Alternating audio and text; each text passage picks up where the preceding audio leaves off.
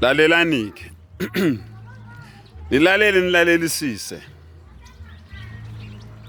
bonke labaholi benu laba abaniphethe abaniholayo bangamaqola.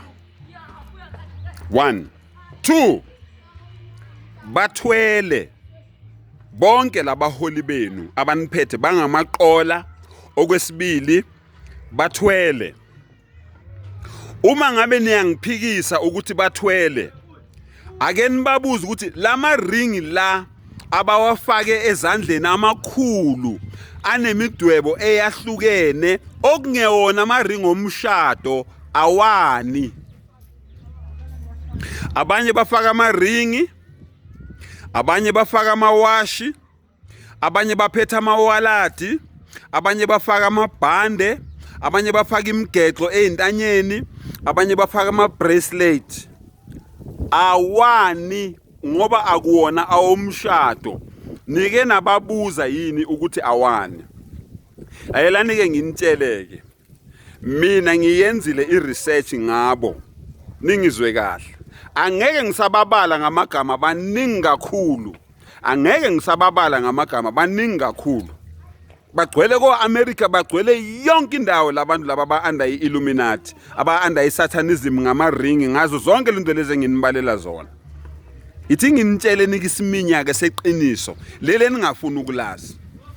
Uma nina ma-Africans ningathatha isinqumo sokuthi akusekho umuntu ozokhipha isent athi collection noma athi eyomnikelo, kusukela namhlanje ayisekho imali esizoyikhipha sithi siyanikela noma sithi siyocela ngayo inhlanhla, noma ngabe ubani lo onikela kuye uthi ucela ngayo inhlanhla.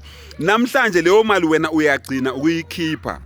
Guess what? Afile wonke lamabandla, afile wonke lamasonto ngoba into abayizele kini ukuniqola imali.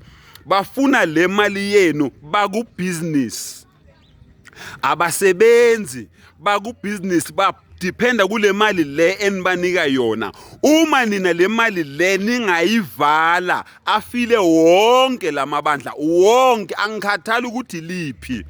As long kuyibandla elidepende elincike emnikelweni ukuthi abantu bazoza bazonikela, mina ngidepende lapho. Uma ningayeka ukunikela, wonke lawo mabandla afile. Ngithukeni ke nigcine la nithanda khona. Vele ngukhathazile ngethiwe yini lelo gama. Ngiyabonga.